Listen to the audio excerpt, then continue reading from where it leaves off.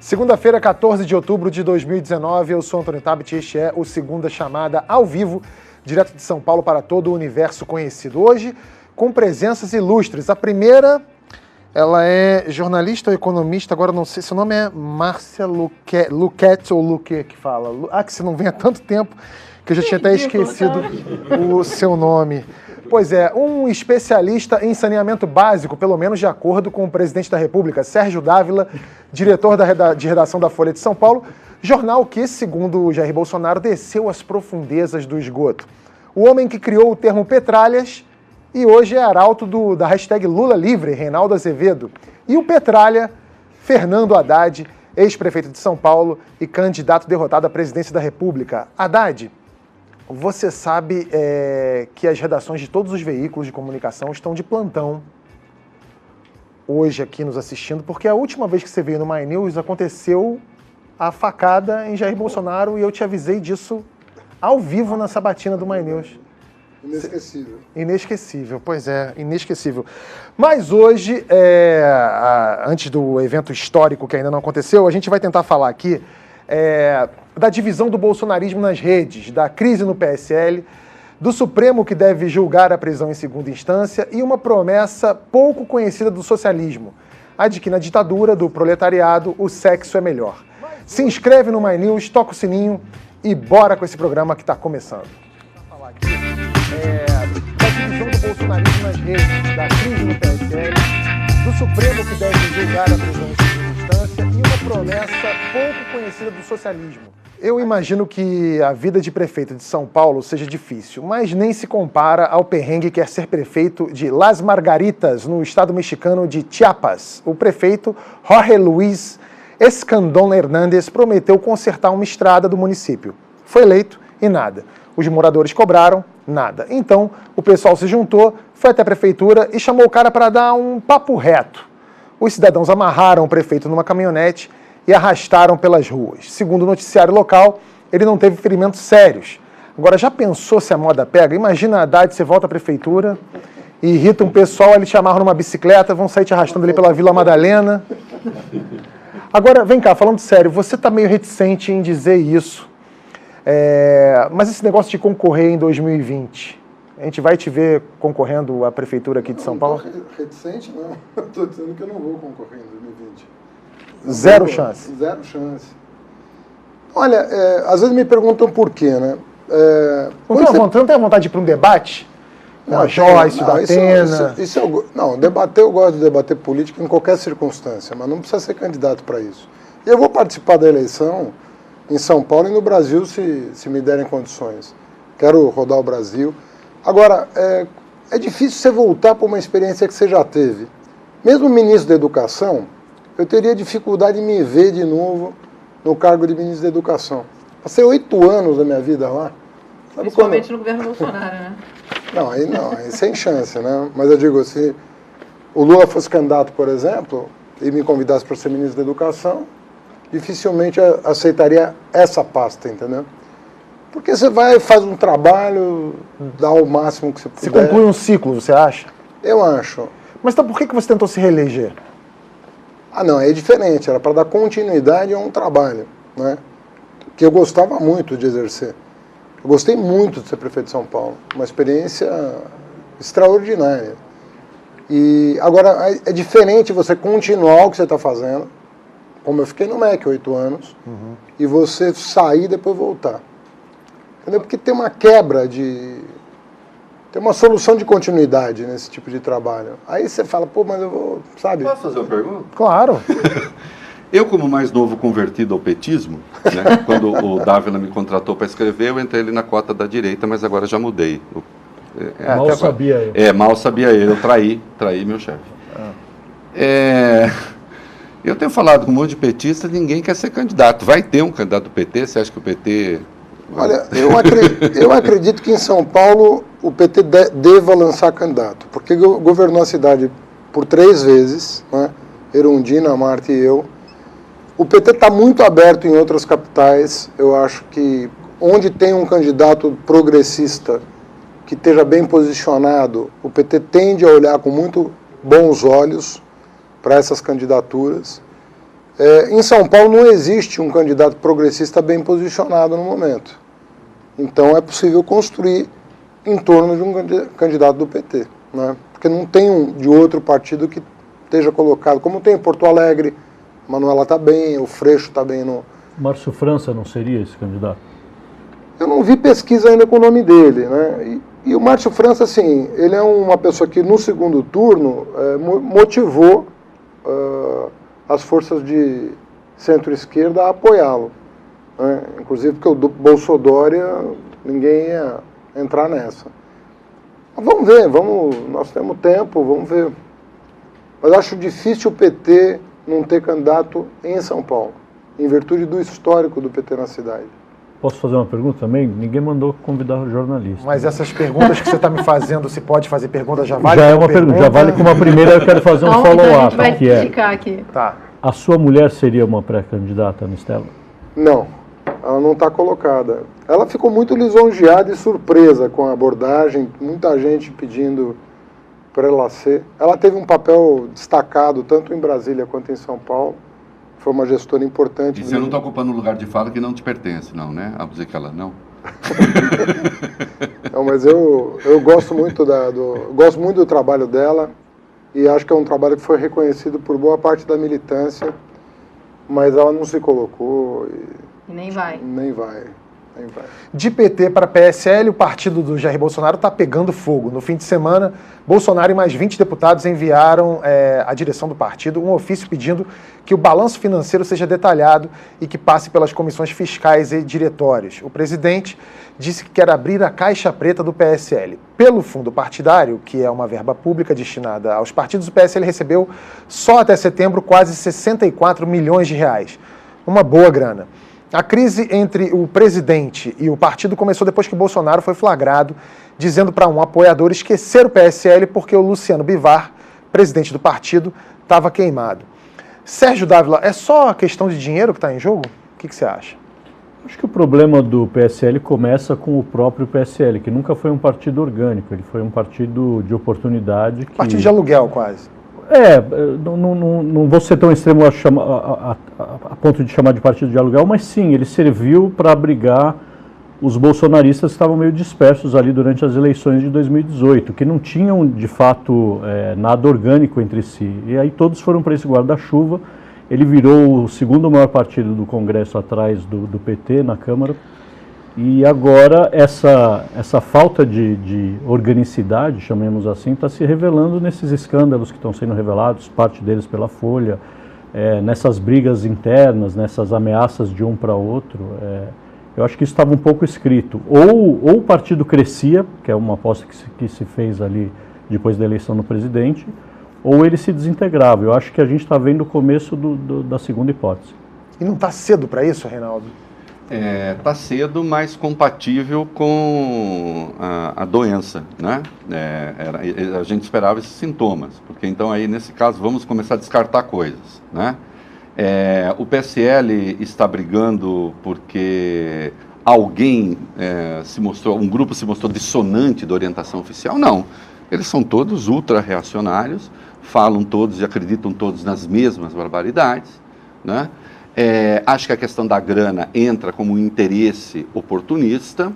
Agora, na raiz desta briga, se a gente for ver, porque já tem um racha na internet muito grande, né, entre dois grandes grupos ali.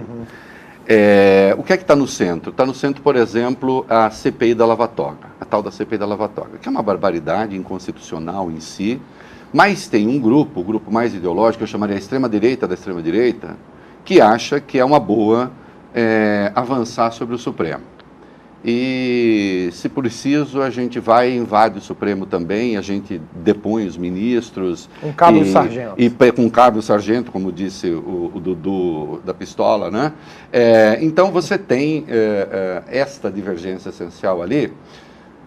E um grupo do PSL, seja porque quer preservar o Flávio Bolsonaro, né? Que teve sim o seu sigilo quebrado, vamos ser claros, ilegalmente, né? Seja porque percebeu que é preciso um núcleo mínimo de governabilidade, né? Sacou que não é uma boa ideia o Executivo avançar sobre o Supremo. E não é. E não é, porque aí você tem uma crise que pode ter dimensões realmente incontornáveis. Então você já tem um racha que está ali dado o que o Bolsonaro deve fazer com as instituições. Tem a turma que quer o confronto com o Supremo e quer o confronto com o Legislativo, né? O Carlos, por exemplo, que tinha o apelido de Baleia Azul, fiquei sabendo hoje na Folha. Pois né? foi revelado no CEPAC. Ele era o Baleia Azul e o Eduardo era o Buba. Buba, que era uma personagem hermafrodita. Ele não explicou a razão nem de uma coisa nem de outra, também não vou especular. Então tem esse racha, né, que está dado ali, e o presidente não está conseguindo arbitrar isso. Ele criou, na verdade, uma causa nova para tentar unir as bases dele e ele avançou no PSL. É claro que a grana interessa? É claro que a grana interessa, mas se você olhar, ele não está ganhando absolutamente nada com isso. Porque, em contrapartida, para encerrar, o PSL falou, você quer uma auditoria nas nossas contas, então nós queremos uma auditoria na campanha. Uhum. O PSL pediu uma auditoria na campanha. Tem uma pergunta aqui do Átomo. Ele fala assim, tem uma pergunta ao Haddad. Bolsonaro irá conseguir completar o mandato ou terá um impeachment antes? E só para complementar, quer dizer, a falta de capacidade do presidente de articulação política, mesmo dentro do partido dele, é uma coisa que pode pesar muito, porque impeachment, se você não conseguir ter ali o Congresso, articular com o Congresso, as chances de ter um novo impeachment realmente começam a ser reais. 144 deputados. Ele não está conseguindo nem se articular, fazer articulação política dentro do próprio PSL. Então, a pergunta do Átomo é essa. Olha, eu não acho bom a gente confundir impeachment com recall. Nós não temos recall na Constituição brasileira. O que é uma boa sugestão, inclusive, se a gente pudesse botar um recall. Eu sou favorável a ter o parágrafo do recall. Mas aí vamos discutir eu não sou, mas tentado. Em condições de tranquilidade, se o presidencialismo e recall, como é que isso combina. Mas nós não temos essa figura. O que nós temos é impeachment com crime de responsabilidade. E, infelizmente, esse conceito ficou vago o suficiente para a gente falar de impeachment a partir do momento que a gente passa a não gostar do presidente. Eu, como não gosto desde o início, não me sinto tentado, em nenhum momento, a me aventurar numa tese de impeachment sem que fique caracterizado um crime de responsabilidade cometido necessariamente durante o exercício do mandato. Ou seja, se descobrir coisas do Bolsonaro, a Folha publicou sobre patrimônio da família que é inexplicável. Está aí uma caixa laranja que precisa ser aberta, né? Tem muita coisa que pode vir à tona. Mas se ele não cometer crime durante o exercício do mandato, crime de responsabilidade, ele tem que concluir o mandato. Vai concluir com 30, com 40, com 5 de aprovação, é da regra do presidencialismo. E aí você tem, em 2022, você acerta as contas, entendeu? Eu, como estou à esquerda do Haddad agora, eu vou... Ele já cometeu crime de responsabilidade. Quando ele manda comemorar o golpe, a Lei 1079 está lá, é quebra de decoro. Sim, a quebra de decoro é larga o bastante para permitir muita coisa. Quando ele confessa que ele vai à CIA para depor o Maduro, isso também está lá, hostilidade gratuita ao governo estrangeiro, também é crime de responsabilidade. Até espalhar o Golden Shower é crime de responsabilidade. A questão é economia. A Dilma deu pedalada, aqui nós podemos divergir. Deu pedaladinha, mas deu. É crime de responsabilidade? É. Teria havido impeachment sem o desemprego onde estava, a inflação onde estava, o déficit onde estava? Não. E o juro onde estava? Uma boa relação com não. o Congresso? E se ela tivesse 27 senadores e 144 deputados? Não. Até porque, quando você vê na votação, e depois, nas votações depois, eles não sabiam o que é responsabilidade fiscal, não tinham nenhum conhecimento da questão fiscal. Eles não sabiam o que estavam votando. Então, a lei do impeachment brasileira, desculpa interromper, ela é ampla o suficiente para o impeachment no Brasil ser um ato eminentemente político. Exatamente. É quase um semi-parlamentarismo. É por isso que eu falo assim, como ele falou, pode ser desde o Golden Shower até cuspir na rua. Tudo você vai encontrar na lei. Porque o que no caso da Dilma foi isso. O que precisa ter base política para não acontecer. Para não acontecer. Você precisa ter uma boa relação com o Congresso e os tais 144 deputados e 27 senadores para que isso não Porque evolua. a base aliada do governo Dilma, na verdade, É ela que no se parlamentarismo desfaz. você chama eleição, né? Esse é o problema, entendeu? No parlamentarismo funciona assim, mas você chama eleição. Olha lá o Pedro Sánchez na Espanha, está chamando a terceira eleição esse ano. Normal dentro do parlamentarismo. O problema é assim, será que a sociedade brasileira, né, se ela for discutir a fundo o que ela gostaria como principal, né, como modelo, eu não acho que seria a ideia de tirar e botar o vice, que ninguém acha que votou no vice. Né? Então nós temos um problema a discutir que eu acho que vale a pena discutir. Né? Talvez mas aí esse seja o momento mas aí para com discutir sobriedade. esse modelo. Né? Como é que você resolve o problema de um presidente impopular?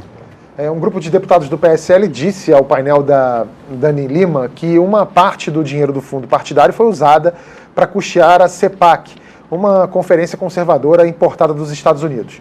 Eduardo Bolsonaro foi a grande estrela do evento que aconteceu neste fim de semana e custou R$800 mil. Também passaram no palco os ministros Onyx Lorenzoni, Ernesto Araújo, Abraham Weintraub e Damares Alves. O Weintraub comparou o governo Fernando Henrique à AIDS.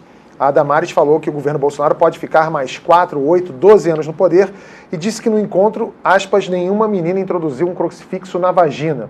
E o Ernesto Araújo minimizou a promessa não cumprida de Donald Trump de indicar o Brasil para a OCDE.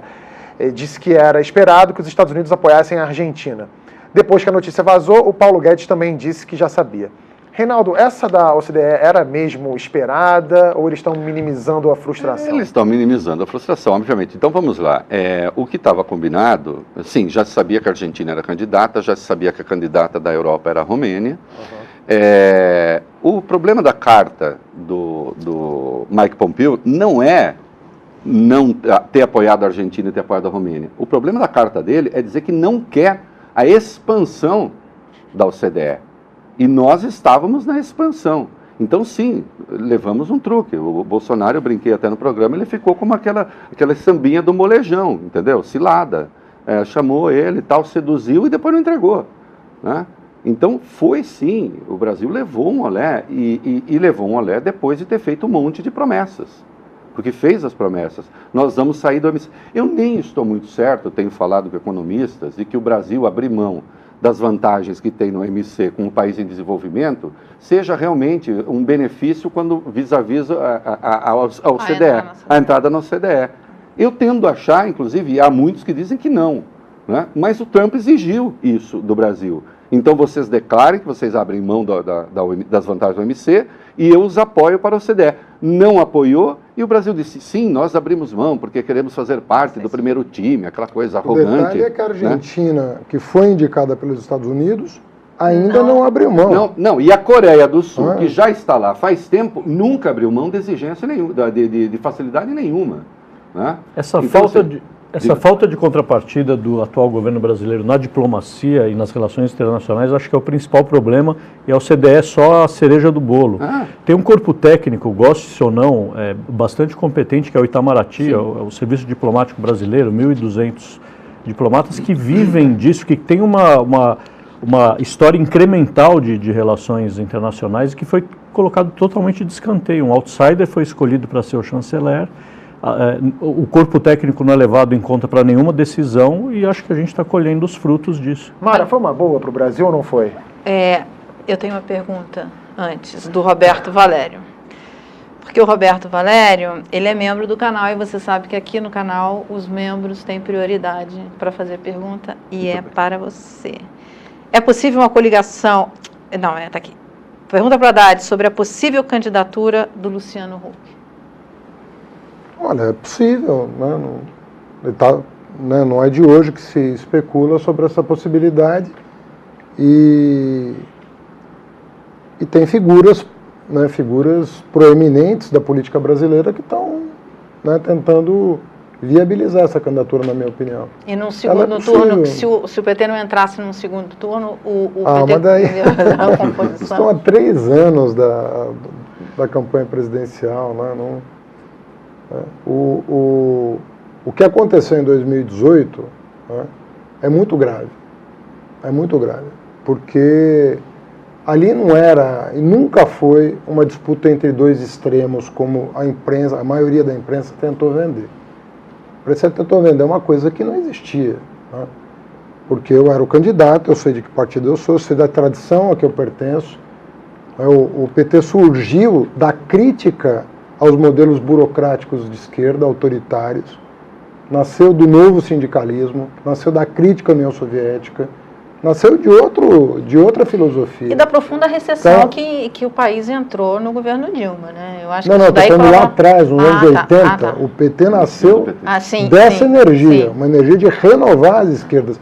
E nunca Mas brincou esse com sentimento instituição democrática. antipetista, ele Não, mas aí se sempre- fortalece muito com a recessão. Não, mas não tem dúvida. A crise econômica é problema, escândalo de corrupção é problema, desgaste do tempo. O tempo numa democracia, 4 vitórias consecutivas é um problema. E com tudo isso, eu, com pouco mais de 20 dias de campanha no primeiro turno, levamos a proposta do PT ao segundo turno. O PT... Respondendo a sua pergunta. Agora você trocou o assunto completamente. Estou respondendo a sua pergunta. Mas me derruba, Mara, vai. Nada. Ela não estava gostando da Mara e solução, Bia, na eu vou te verdade, falar né? com Mara e Bia, tudo bem. É Não, Mara respondendo, Bia não. falando pra Não. a Bia me sabotando no ponto, a Mara me sabotando presencialmente e o TP desligando e voltando. Tá maravilha, vamos lá. O que mais? Vamos lá. Mas só para concluir, ajuda. se você me permitir, só para concluir a resposta, você está perguntando do Huck. O Huck teve essa possibilidade em 2018 e votou no Bolsonaro. Ele fez essa escolha. Né? Só para te lembrar, né, que às vezes a gente esquece. Mas ele fez essa escolha. Quem entende o que é você. Voltando ao assunto OCDE, da OCDE, a gente vai falar no ajuste de contas sobre isso, mas o que eu acho é... agora eu não quero mais saber. Não! Vamos seguir o programa. Vai, fala. Fala. Não, a gente abriu mão de muita coisa que não precisa, não vale o retorno que você teria se entrasse no OCDE, entendeu? Quer dizer, é legal, o Chile está lá, enfim, mas não vale abrir mão de tudo isso. Até I Love You rolou, entendeu? Não dá para se chegar a esse ponto de subserviência e de abrir mão quase de uma Tem uma nenhuma. coisa, né, Mara, que eu tenho lido com certa frequência, que eu acho muito divertida. Diz, não, o CDE, o Clube dos Ricos, países que têm práticas de governança transparentes. A Turquia está lá. A Turquia agora é um exemplo de prática de governança transparente só se for matando curdos. Né? Sem querer fazer piada trágica, mas escuta. Como prática de governança transparente? A Turquia pode ser tudo menos transparente. Então, além de tudo, virou ali, a OCDE também virou um arranjo de natureza política. Né? Agora, não vale a pena, realmente não vale a pena. Da forma como foi colocado, Abre não. mão de E o Brasil tanta fez coisa. tudo, até as coisas mais ridículas, como não precisa mais visto para americano, mas o brasileiro continua Sim, a precisando. reciprocidade não Não tem houve. reciprocidade, é uma piada. O Trump exigir que o Brasil aceite aqui também a fusão, a compra da Warner pela AT&T. Não vou nem entrar no mérito, mas isso é coisa para um Tem presidente uma coisa da República exigir com a Huawei de outro também, né? presidente. A operadora, a Huawei de... A operadora de telefone, chinesa, que parece que é uma das exigências do Trump é que ele Não facilite. não facilite Não a entrada facilite. da Huawei aqui. Exato, quer dizer, isso é o tipo Mas de essa imposição decisão que- não foi tomada ainda pelo governo. Não, ainda não. Está ainda numa zona cinzenta. Tá ali na zona E cinzenta. foi jogada para 2020 a decisão do 5G, quando e quem faz, né? Pois O é. problema de relação internacional é o seguinte, é a vassalagem. Um país do tamanho do Brasil, sabe, mesmo os países pequenos, né, que não têm o peso específico do Brasil no Conselho das Nações, não admitem relações de vassalagem, mas que o Brasil do tamanho que vai permitir uma coisa dessa. É uma subserviência Exatamente. contraproducente. Você não vai para uma mesa de negociação dizendo que você vai entregar tudo. E uma economia Né? desse tamanho, que tem um potencial de negociar, Não, você tem 400 um bi em agronegócio caixa. produtivo, quer dizer, Sabe? tem condição de negociar, né? Mas você tem 400 bilhões de dólares em caixa. É. E você não senta à mesa de cabeça erguida? Então, o que vai precisar acontecer para você? Parece que a gente vive uma E quando você síndrome de anuncia vira-lata. a vassalagem, o outro vai pedir um pouco mais, né? É lógico. Como claro. sempre, é evidente, né? Aliás, vindo para cá, podia dar na Folha, podia dar no blog, mas também, se não acontecer, eu dou o furo que não haverá aqui, né? Bolsonaro agora está decidido a mandar o Ernesto Araújo para Washington e o Dudu vira o nosso chanceler. Isso está Até decidido. para resolver questões de natureza familiar aí de uma das pontas. Hoje, né? Hoje. Vamos ver. A gente nunca sabe, amanhã pode levantar. Mas isso passou a ser considerado realmente porque está se considerando que até em razão da crise recente, agora, a última provocada pelo presidente, você não vai conseguir fazer o Eduardo passar no Senado. Ah, claro. Entende? Porque aí você criou confusão lá também. Eu lembro, só para... Lá estou eu falando demais, mas é isso, o Eduardo, o Carlos chamando o senador, o Major Olímpio, de cadela no cio. Cadela no cio, canalha. Quer dizer, você vê, né? A base do presidente que pegou o país com uma grande crise, que tem que passar uma agenda de reformas extremamente importante para destravar a economia, o cara resolve brigar nesse nível com os caras do próprio partido. E tem uma outra questão que é o que isso acarreta para a democracia. Eu acho saudável que o Brasil tenha um partido de direita, Sim. um partido de esquerda, um partido de centro-esquerda, um partido de centro-direita. O PSL poderia vir a ser se tivesse sido conduzido ali a negociação política, mas o forte desse governo, de fato, não é negociação política. Então, o PSL não vai ser esse partido da direita, puro sangue da direita. Qual vai ser? Não sei. Eu não sei se alguém aqui tem memória de um presidente que fez isso com o próprio partido desse jeito, sem ter uma causa evidente. Eu não lembro de nada. Há uns 9 meses de governo. 9 meses, mas não lembro de nada Não disso. tem. Mas esse governo ele é especialista em Inovar. inovações desse E aí o aspecto. povo fica falando, não, mas ele deve ter algum interesse, não deve ser loucura, deve ser método. Não, eu acho que às vezes parece método, mas é loucura mesmo. O PT, que é de esquerda, que hoje tem a maior bancada da Câmara com 54 deputados, tem uma verba do fundo partidário parecida com a do PSL. Essa semana, a Isto É publicou uma reportagem dizendo que parte desta verba é usada para custear as ações relacionadas à campanha Lula Livre, incluindo jantares organizados pela noiva do Lula, Rosângela da Silva, em Curitiba. Haddad, 2 perguntas. Você não é tesoureiro do PT, mas, na sua opinião, isso está certo? E a segunda pergunta é, a reportagem diz que a Rosângela agora é quem manda no PT. Isso é verdade? Olha, eu nunca vi uma reportagem tão desqualificada, mesmo considerando a revista Isto É. Porque, rigorosamente, é uma revista que, se você perguntar para 10 jornalistas em off o que pensam da Isto É, você vai ouvir o que é a qualidade dessa revista. Mas mesmo na Isto É, mesmo por padrão de qualidade da Isto É, a reportagem é realmente chocante. Do ponto de vista... É uma aberração. No que me diz respeito, a reportagem chega a dizer que a Rosângela, que é a noiva, a namorada do Lula, despacha comigo, eu nunca me reuni com essa moça. Nunca me reuni com ela na minha vida. Eles chegaram a te perguntar isso, a tentar Lógico apurar que com não. você? Imagina se alguém vai me ligar para perguntar uma loucura dessa. Se o cara publica e vê o que dá, entendeu? É de uma irresponsabilidade. Eu não conheço o jornalista, mas quando saiu a reportagem, eu falei assim, aposto que ninguém assinou, porque eles fazem isso, né? Fazem uma reportagem e ninguém assina. Aí fica, sabe Deus quem fez. Não, mas tem lá um sujeito que assina. Então, realmente é uma coisa pavorosa mesmo. Nunca vi nada desse nível. No Brasil hoje, Omar, mudando de assunto aqui rapidamente, teve a divulgação da prévia do PIB e mostrou alta de 0,07% em agosto em relação a julho. Tá bom? Olha a situação que a gente está. A gente está numa situação tão difícil e tão crítica que tá bom. Porque a gente achava que ia entrar numa recessão técnica. Então, assim, a gente está comemorando, entre aspas, o fato de não estar negativo. De tão absurdo. É claro que não é bom, assim, você vir depois de uma recessão tão forte, você apresentar números tão fracos. Mas assim, quando você olha os agentes financeiros e tal, tinha muita gente com projeção de uma nova recessão técnica.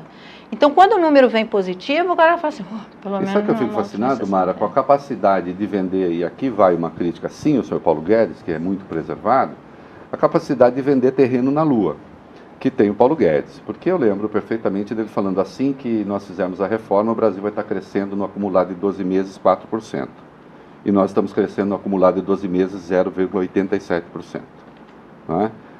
Arrecadar um... E assim, né, com muita e coisa, com porque havia muita torcida. risco de ter uma a nova gente tá parecendo, recessão. como é que chama aquele jogo que tem aqueles países frios, que o cara fica esfregando uma vassourinha, assim, aquela bolota fica andando no gelo? A gente tá ali, na torcida. É muito né? grave a situação. Então, assim, tem coisa da torcida, até para vai.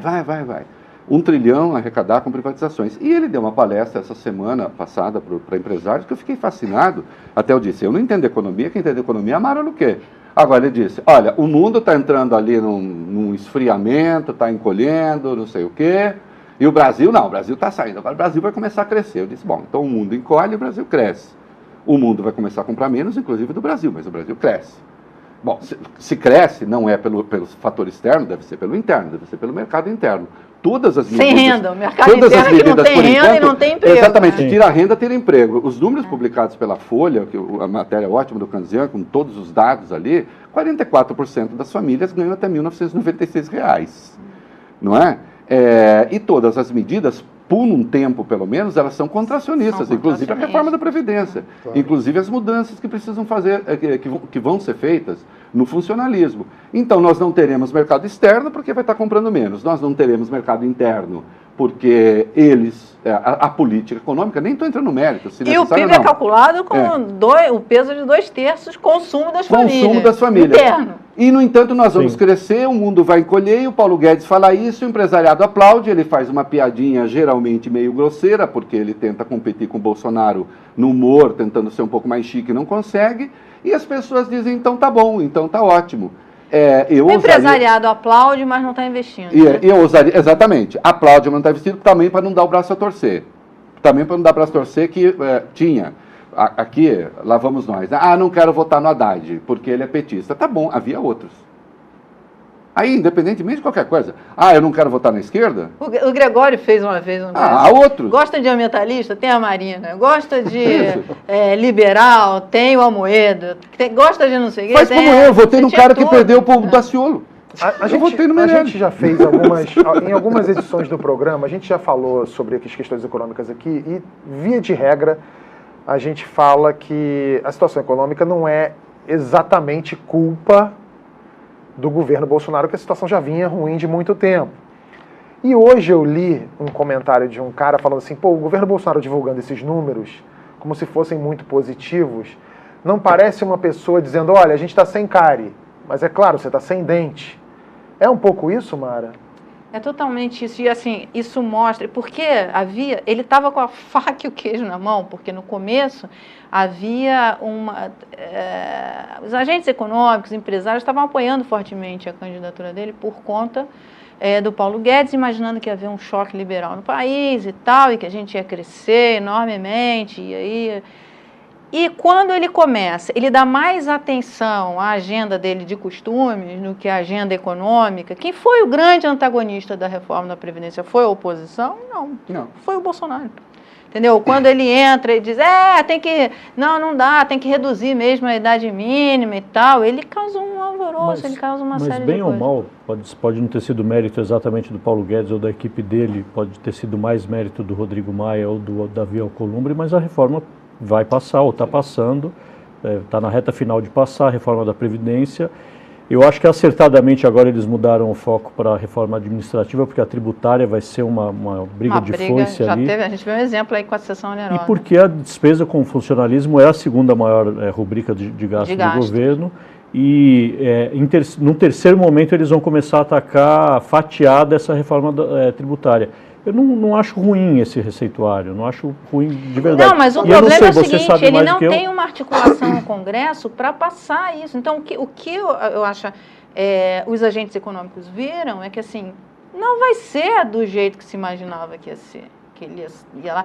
Eu lembro que a gente entrevistou o general Mourão falando quem é que vai negociar a reforma da Previdência no Congresso? Quem é que vai passar isso no Congresso? E ele falou...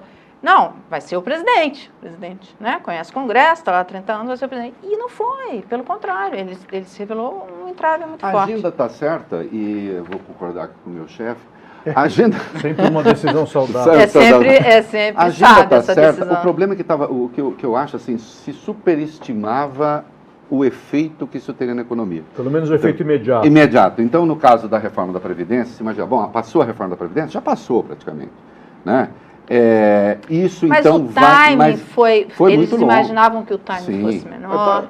Eles Queria tinham... só fazer até para estabelecer o contraditório aqui. Pô, você não está concordando com a gente? Está super bacana. Não, a gente está concordando em muita coisa, mas acho que eu não vejo que essa agenda econômica tenha condição de recuperar a economia do país. Nós estamos indo para o 4º ano com a mesma agenda econômica. Rigorosamente, o Guedes não mudou praticamente nada do que o Meirelles vinha fazendo, com uma exceção. Ele piorou a qualidade da equipe. A equipe do Guedes é pior do que a equipe do Meirelles em termos de produção, de formulação de política pública.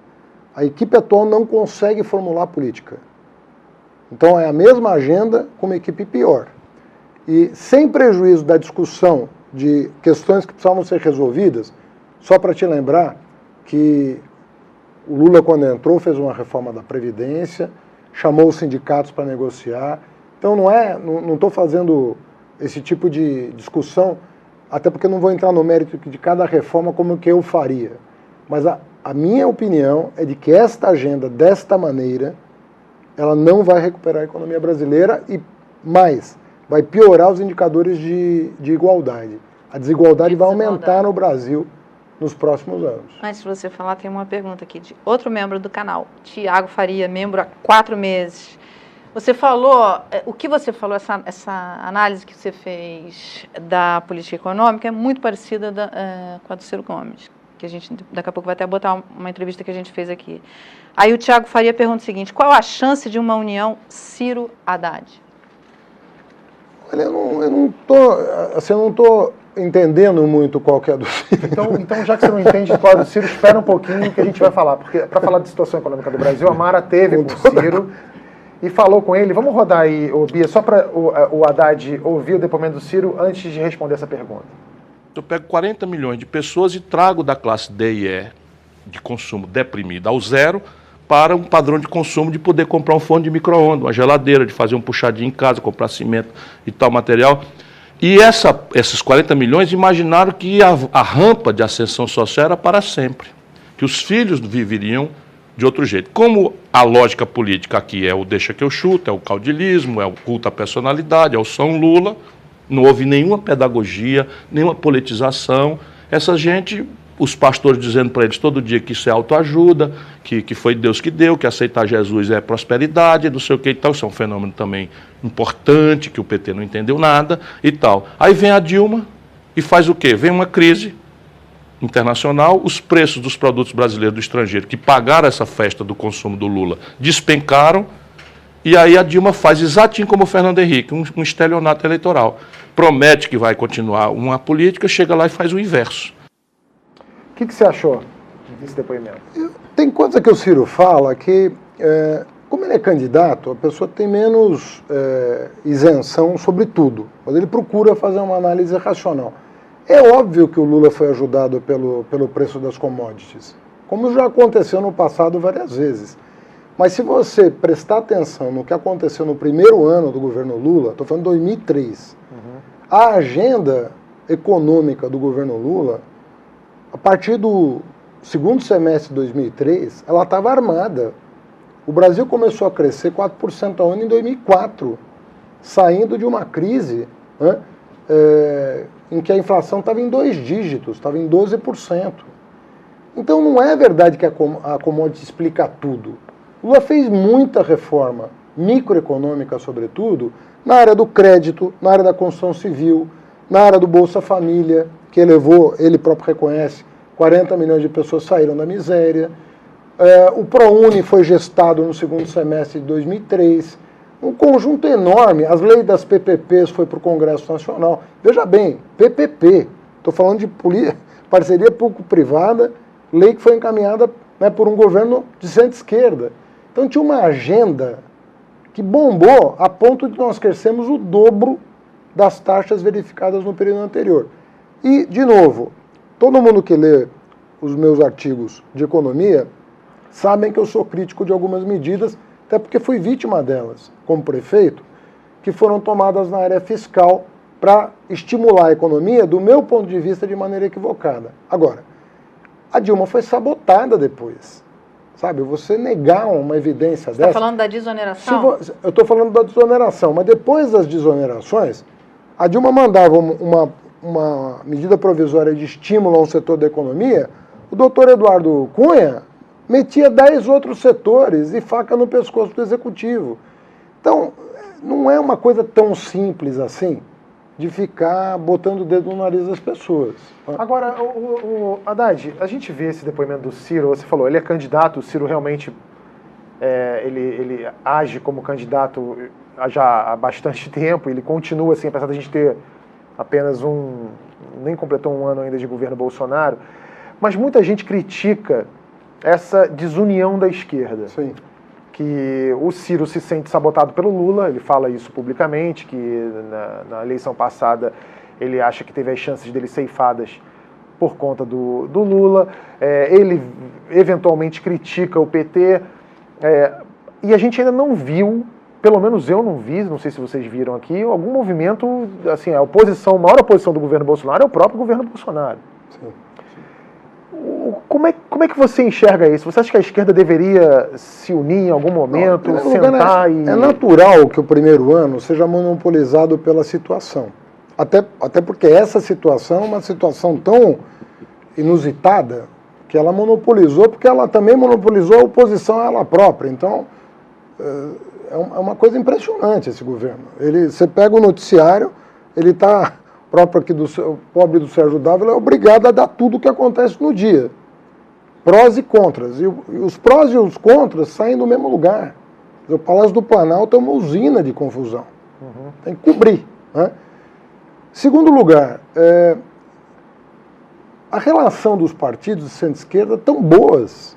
Ao contrário do que se diz, há reuniões periódicas, as fundações estão alinhadas. O PT tem se reunido com o PDT? Tem se reunido. Eu participei de uma reunião recentemente, que estava o Lupe, que estava o Boulos, que estava o Lupe do PDT, que é o presidente do partido do Ciro. Então, eu acho, assim, agora, nós somos 100 deputados lá, 100 e poucos deputados, né? O Siqueira estava do PSB, estava todo mundo lá, né? O Juliano do PSOL. Então, as pessoas estão conversando. Agora, efetivamente, hoje a oposição tem esse tamanho. A oposição ao governo Bolsonaro é 20% do Congresso. É porque eu vejo muito da oposição hoje em dia mais preocupada em dar porrada no Luciano Huck, por exemplo, do que exatamente propor alguma coisa ou fazer uma oposição construtiva. Quem de nós deu porrada no Luciano Huck? Não, eu vejo por aí, desde Ciro militância, Gomes. o Ciro Gomes. O Ciro deu porrada em todo mundo, né? Não é no Huck.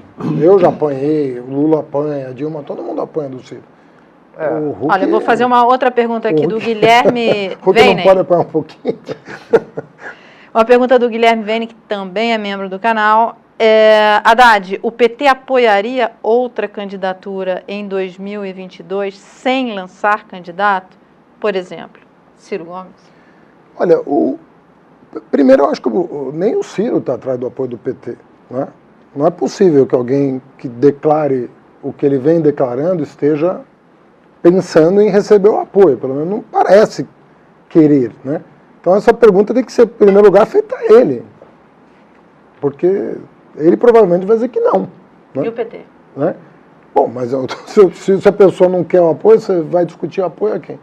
Então, em primeiro lugar, sempre o PT, é como se o PT fosse o dono do jogo, é uma democracia, cada partido tem o seu nariz e vai construir a sua reputação, vai construir a sua trajetória. E o PT é forte, é um partido que nasceu da base, é um partido que pela 5ª vez está em segundo lugar em todas as disputas que fez. Né? Não, na verdade, desde 89, o PT ou é primeiro ou segundo colocado nas eleições. Então, é um partido forte. Então, pedir para o PT abdicar da força que construiu não é razoável. A outra coisa é você ter a maturidade de entender as dificuldades pelas quais o país está passando e fazer gestos. no sentido de fortalecer outras forças que merecem o apoio do PT. Haddad, em síntese, não há a menor chance do PT não ter candidato. Pronto, você fala isso, não há a menor chance de não ter. Olha, Sim, não tem. o que eu estou querendo dizer é o seguinte, o PT é o maior partido de esquerda da história do país. Então, essa circunstância precisa ser... Agora, bom, e se o Lula tiver impedido, o Haddad tiver impedido, não sei quem tiver impedido, do jeito que está esse país, eu não sei o que vai acontecer. Né? Não, em o seu raciocínio em é muito pragmático. Em 18, eu pessoalmente, aí não estou nem falando de terceiros, estou falando, eu pessoalmente tentei construir uma solução, inclusive sem mandato para isso, da parte da direção do partido. Tentei convencer o Ciro a ser vice do Lula e assumir a chapa em caso de impugnação. Eu tentei fazer isso. Cheguei a falar com o Mangabeira Unger sobre essa possibilidade, que não foi aceita. Então não é verdade que o PT estava irredutível. Houve tentativas. E teria entendeu? acontecido, né? E teria Depois acontecido, foi declarada verdade. a inelegibilidade do Lula. Teria acontecido. É. Quer dizer, se o Mangabeira, que esteve na minha casa e que ouviu da minha parte, falei, eu não tenho mandato para isso, mas estou disposto a construir essa alternativa, se vocês considerarem, se a resposta foi, você trabalha do teu lado que eu vou trabalhar do meu, talvez a gente chegasse em agosto, isso era abril, maio, tinha muito tempo pela frente.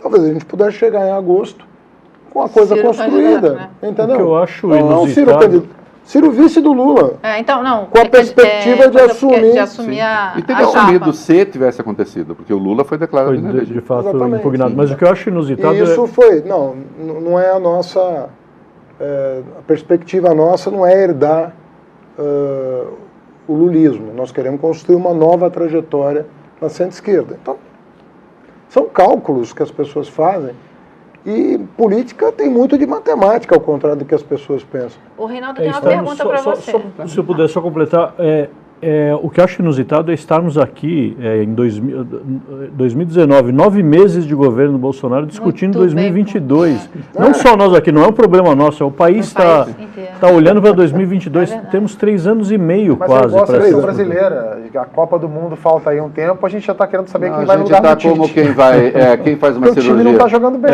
Quem faz uma cirurgia pesada, eu já fiz 2, né? Você toma o Propofol, aquela porra, quando você acorda já se passaram horas, parece que foi ontem. A gente está doido para tomar um Propofol, dar uma desmaiada e acordar ainda.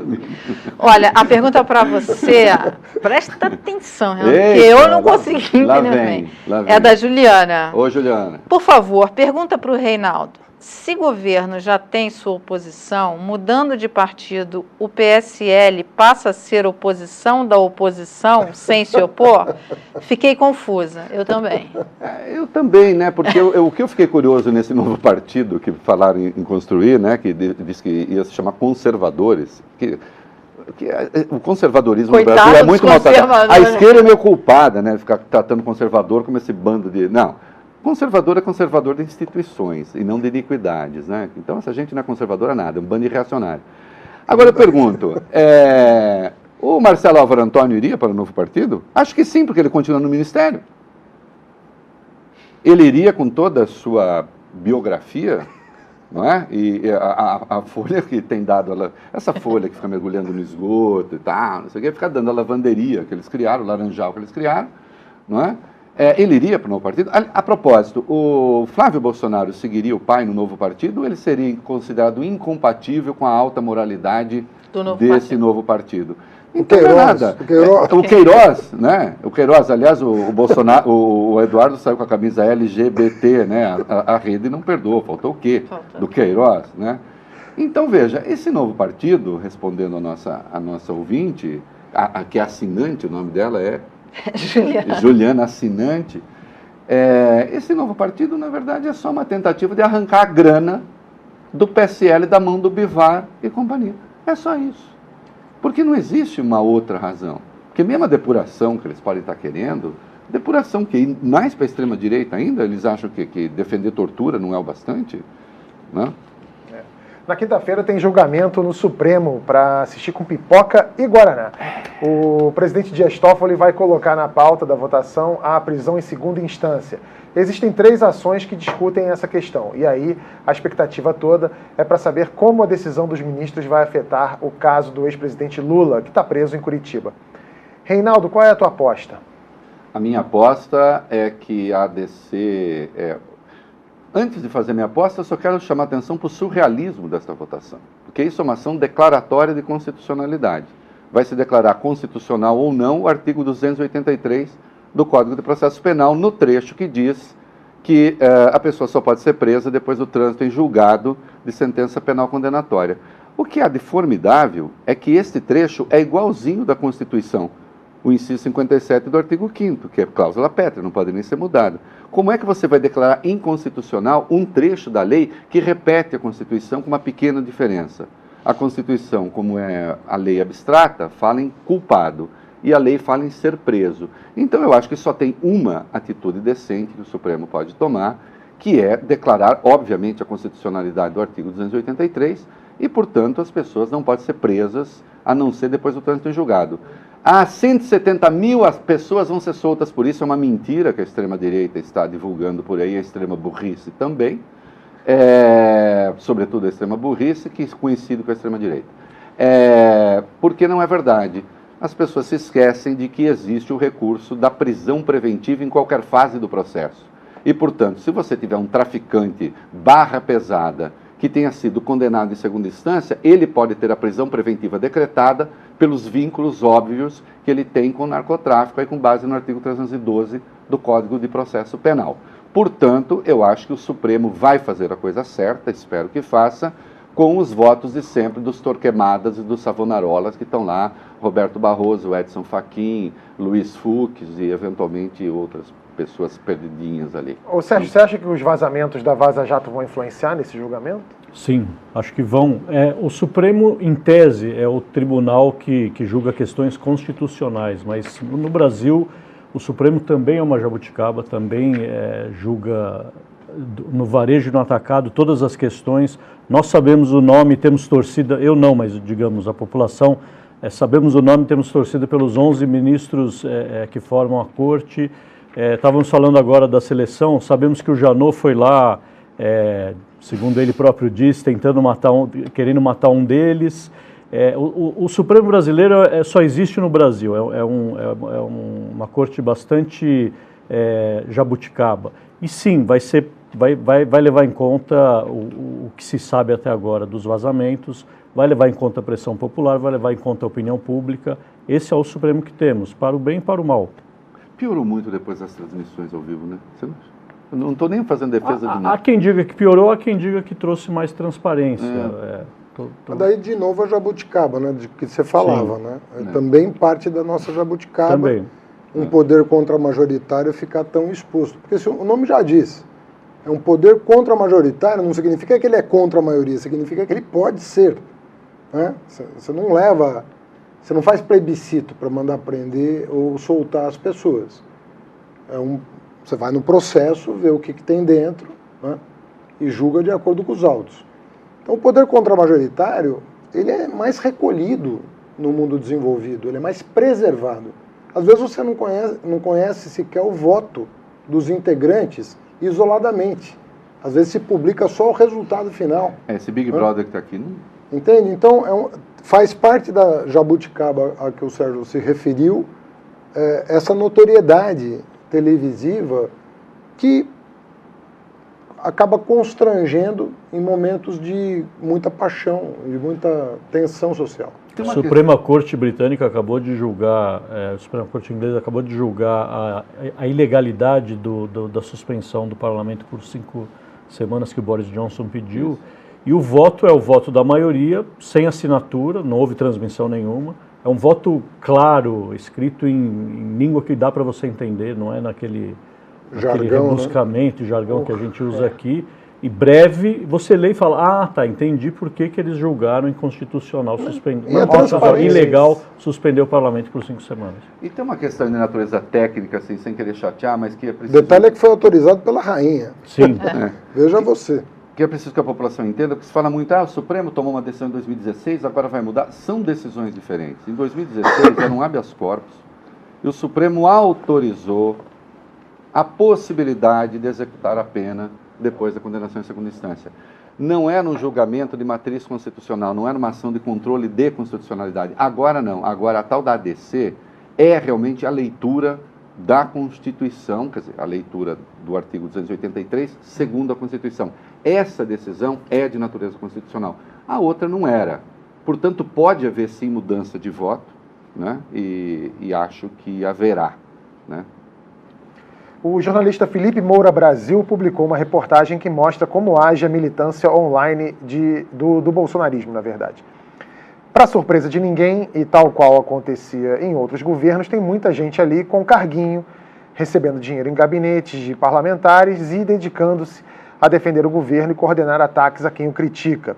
O próprio Moura Brasil, que é um jornalista conservador e já defendeu muito Bolsonaro, é alvo dessa gente já faz um tempinho. Na época do governo Dilma, ele ajudou a popularizar o termo MAV, Militância em Ambiente Virtual. Grupos que atuavam na internet em defesa do PT e atacando adversários. O Reinaldo, que o Haddad aqui não nos ouça, mas o bolsonarismo aperfeiçoou uma tática do PT? Eu acho que há, sim, semelhanças em muitos aspectos, né? Eu mesmo fui vítima durante muito tempo desses grupos organizados do petismo. Eu acho que há semelhança. Agora, eu não... Nessa minha conversão agora, essa minha reconversão à esquerda, né? Sinceramente, eu não comparo. Eu não comparo no grau de agressividade dos valores, etc. Acho que não. Os valores que o bolsonarismo espalha por aí, né? São muito mais detestáveis, reprováveis do que aquilo que o pior PT era capaz de fazer. Sim, o PT ainda comete a sandice de defender o regime do Nicolás Maduro, pelo menos boa parte do petismo. Sim, há coisas de suprema estupidez, sim. Agora, essas coisas que a gente vê em relação a minorias, em relação à violência pura e simples, à defesa da tortura. Vamos lá, o petismo tinha um monte de coisa com as quais eu não concordava e não concordo, mas agressão fundamental aos valores da civilização e algumas conquistas a que a gente chegou, não, né? E se um dia chegar no poder, continuarão a contar com a minha gloriosa oposição. E tenho muitas críticas ainda hoje. O que eu vejo hoje no bolsonarismo, sim, é o uso de alguns métodos muito parecidos com aquilo que o PT fez, inclusive o uso de dinheiro público, como a gente viu agora no tal do CEPAC, né? Agora a turma infiltrada ali dentro fazendo esse trabalho, aparelhamento, que é o nome que recebe. Agora, o problema também há uma diferença ali de valores. Há valores que agridem conquistas que já não estão mais sujeitas a debate ideológico. Pelo menos pensávamos que não estavam que não estavam mais. E, no entanto, estão. Né? Então, assim, estão na cabeça deles. Então, são agressões a valores fundamentais da civilização. É outra coisa. Não é só uma disputa ideológica de mais Estado, menos Estado, mais isso, mais aquilo. Né? Então, exatamente, não é uma discussão de que caminho tomar para se resolver o problema de crescimento, desenvolvimento e combate à desigualdade. Você vai ter uma ala liberal que acha que é menos Estado, uma ala que acha que tem mais Estado, mas essas duas partes concordam que você tem direitos fundamentais que devem ser Não, eu não posso crer, Mara, como casado com mulher e pai de 2 filhas, que uma deputada vá a esse CEPAC e diga... Até ela crê nisso, muito bem, mas quando ela diz isso, ela está defendendo uma política pública. Que ela diz assim, não, nós mulheres fomos feitas justamente para ajudar os nossos homens e ser protegidas por eles, e é por isso que eu odeio o feminismo, porque o feminismo quer que a Mara esteja aqui em pé de igualdade com os homens e ela não pode aceitar isso. Aí já não é mais, cara, desculpem, né? Já não é mais uma questão de valores, pode falar o que ela quiser. Quando você ataca, por exemplo, a educação sexual nas escolas, é a única arma que as meninas e meninos têm para se defender dos abusos que recebem em casa, às vezes, na própria família. Só com educação sexual eles conseguem combater isso, eles conseguem se proteger. E aí você fala, não, vamos tirar isso da escola? Você está colocando essas crianças, assim, numa situação de risco, enfim, enorme. Há uma brutalização do debate Exatamente. sobre qualquer aspecto que E aí queira, não é já um não é viés mais ideológico, não é mais. Não é mais, aí fala assim, o Chega Reinaldo a ser, virou em alguma- petralha, uma ova. Em alguns momentos chega a ser realmente um aspecto que me incomoda muito é a história deles repetirem a coisa do gaysismo. Fala de gaysismo como se já está implícito você dizer isso, como se para essas pessoas o fato de uma pessoa ser homossexual é errado. É pior do que isso. Ele pode até achar errado. Não mas pode. Ele não pode. Ele pode até achar, mas ele não pode defender que essa pessoa morra por conta disso, que essa pessoa seja agredida por causa disso. O que ele pensa não me importa, mas tem algumas condições mínimas para você conviver que a gente perdeu. Então, hoje a gente está vivendo num país em que a morte é o teor.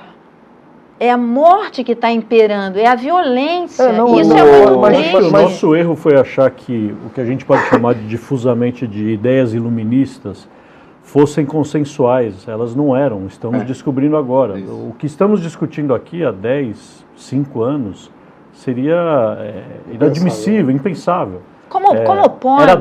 Era dado que essas conquistas eram conquistas. Como agora pode percebemos um grupo de que não. cristãos tirar foto com arminha e não coisa... Meu Deus, o que é isso?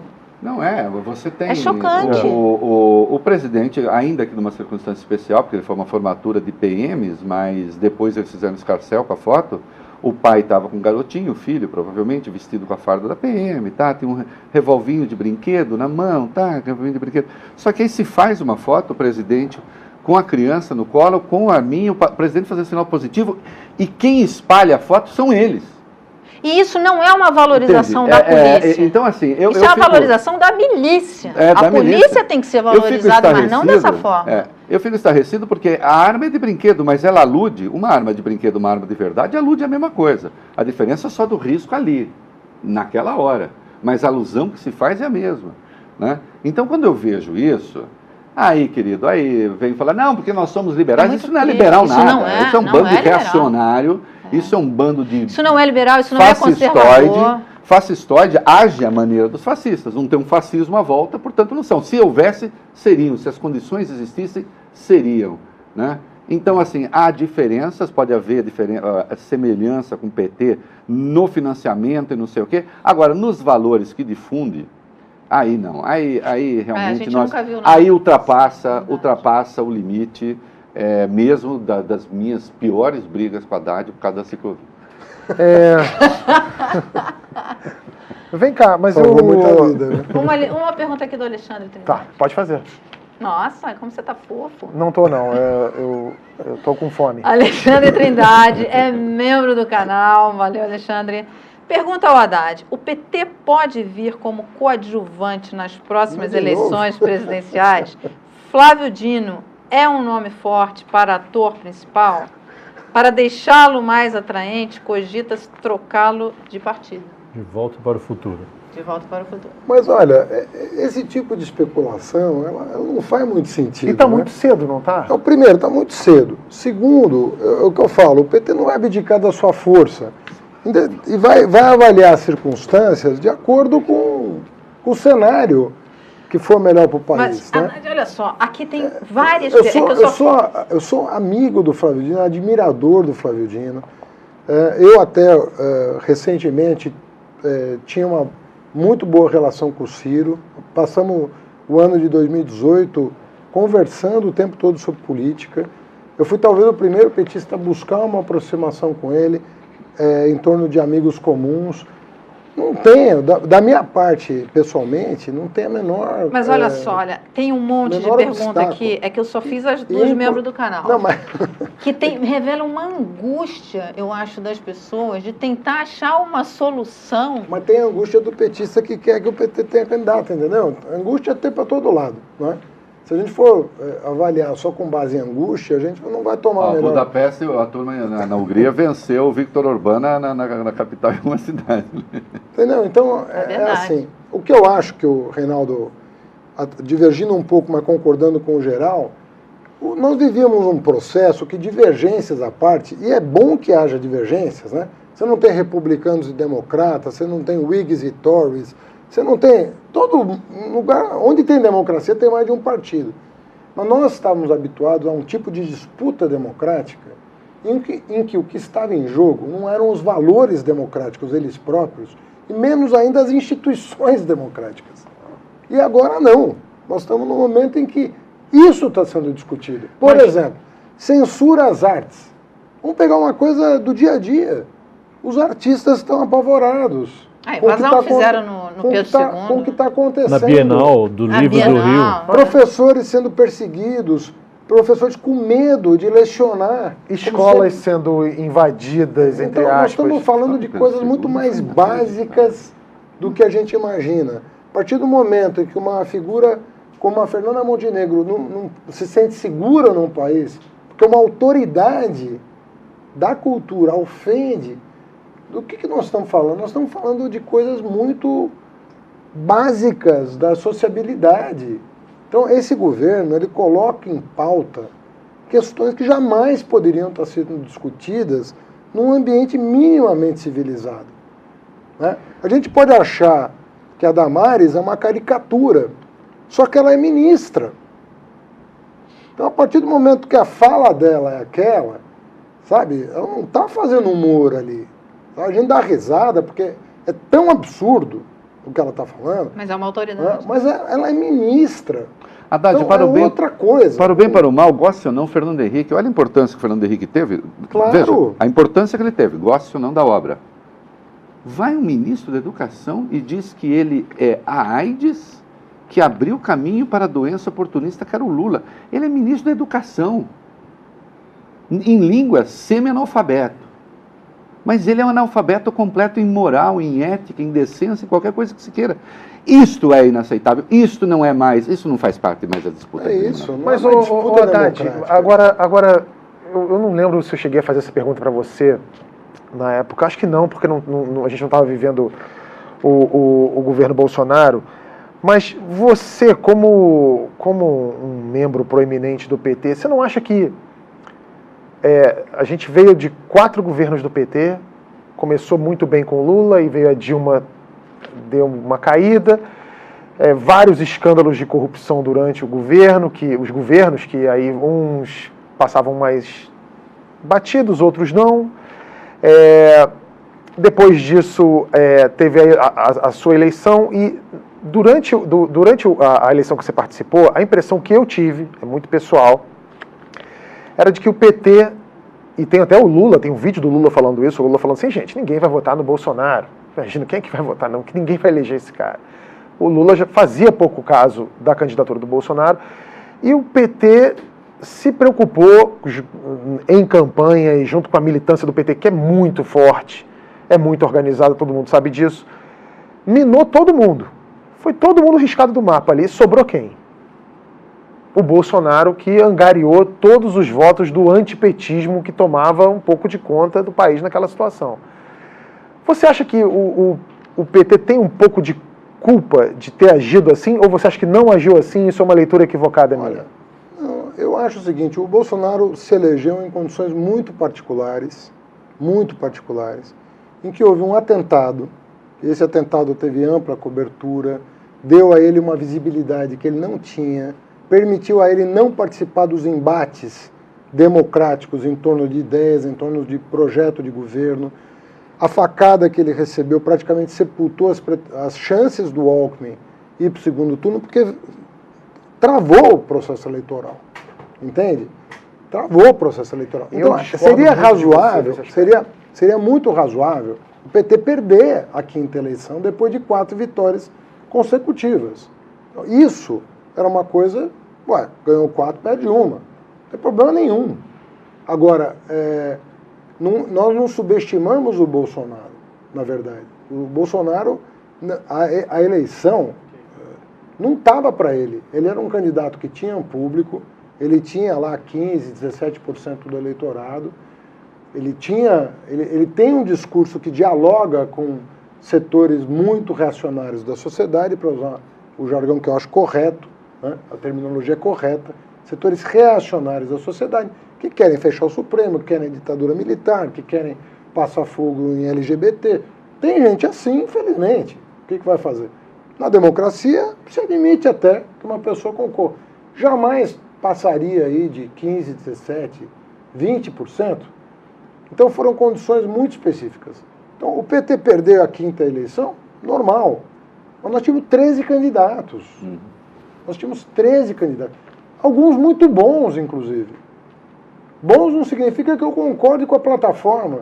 Significa gente que conhece o país, que se dedicou à causa nacional, que aprendeu com a realidade, cada um na sua área, né? Que tinha uma contribuição, que expôs o seu projeto. Eu brinco, outro dia me perguntaram se eu era presidencialista ou parlamentarista. Eu falei, olha, se pegar a eleição de 2018, sou a favor do sorteio. Porque o sorteio teria sido melhor do que qualquer outro regime de governo. Se você não fosse candidato na última eleição, em quem você teria votado? Já que tinham candidatos tão bons lá. Eu teria votado num candidato do meu partido. Não, seu partido não tem. Falando dos outros. Não tinha PT nessa eleição. Você não está lá. Tinha o Boulos, tinha o Ciro, tinha o Moedo. Você ia votar em quem? Eu acho que eu votaria Meirelles. Eu votaria num candidato de centro-esquerda, que é onde eu me situo. E eu explico por quê. Quer dizer, nós vivemos num dos países mais desiguais do mundo. Eu acho que compromisso radical com o combate à desigualdade, quem tem são alguns partidos. Bom, de centro-esquerda você votaria no Ciro. Eu votaria num candidato de centro-esquerda que estivesse no segundo turno. Entendi. Tem algumas perguntinhas aqui de membros do canal, você Vai vai lá. deixar. Então, o Dead Consense, ele mandou parabéns para você e para você um abraço para o Gurilão. Tá, obrigado. A Mônica Torreão disse o seguinte, também membro do canal, parabéns para o professor lembrar dos dias dos professores e parabéns ao professor e pediu para você comentar a política educacional. Qual? Atual. De que governo você quer que eu fale? Não, política educacional você teve no governo Fernando Henrique, eu era amigo do Paulo Renato. Pouca gente sabe, mas eu sentava com o Paulo Renato antes de mandar os projetos para o Congresso Nacional. Você sabe que quando eu fui ministro, eu fui um ministro longevo. Passei muitos anos no MEC. Eu sou o terceiro em longevidade na história do país. Teve o Capanema, na ditadura Getúlio, Estado Novo, Paulo Renato e eu. Antes de mandar um projeto para o Congresso, resolvemos colocar a educação acima de... O que você acha disso aqui? Ele opinava. Pô, acho uma boa, vou apoiar. E se fizer de tal outro jeito? Eu nunca tive um voto contra do PSDB num projeto do MEC em 7 anos de ministério. Isso é interessante observar, por exemplo, o Ceará, né? Porque o Ceará tem uma coisa assim. Nunca. Era possível o diálogo.